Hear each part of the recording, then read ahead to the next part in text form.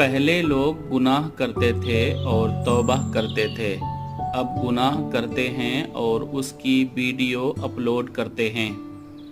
پہلے شرم ہوتی تھی، اب فخر ہوتا ہے۔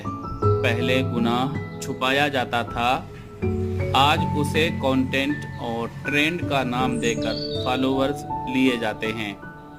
ہم وہ نسل بن چکے ہیں جو گناہ پر روتی نہیں بلکہ اسے دکھاتی ہے اور داد لیتی ہے۔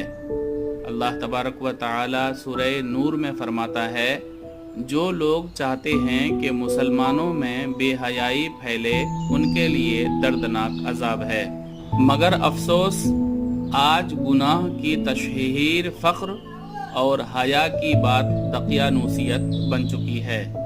جب گناہ فخر بن جائے تو عذاب صرف آخرت میں نہیں دنیا میں بھی آتا ہے۔